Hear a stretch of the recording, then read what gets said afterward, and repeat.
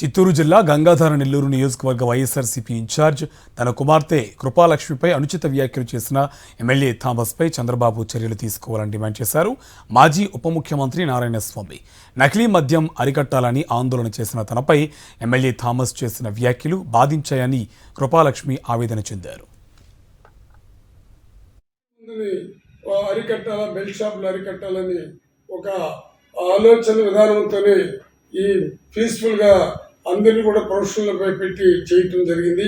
ఆమె మాట్లాడేటప్పుడు కూడా ఎవరిని గురించి ఏం తప్పుగా మాట్లాడకుండా ఆమె బాటుగా ఆమె కల్తీ మందిని అరికట్టాలనే దృక్పథంతో చేస్తే థామస్ అనే ఎమ్మెల్యే గారు ఎటువంటి అనుచితమైన వాక్యాలు చేశారు మా బిడ్డ పైన.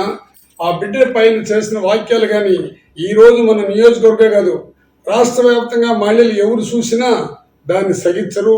మహిళలకంతా కూడా నా విజ్ఞప్తి ఏమంటే, మీరందరూ కూడా మహిళలే, దయచేసి ఒక్క తూరి మా పాపని ఏ విధంగా తిట్టినాడు, ఒక ప్రజల చేత ఎన్నుకోబడిన వ్యక్తులు ఏ విధంగా ప్రవర్తిస్తున్నారో దాన్ని చూడాల్సిందిగా నేను మిమ్మల్ని కూడా కోరుతున్నాను.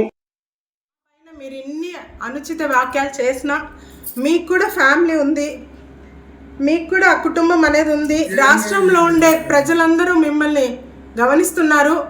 నేను చెయ్యని తప్పుకి నన్ను అనవసరంగా ఒక పబ్లిక్ మీటింగ్లో మీరు దూషించినారు.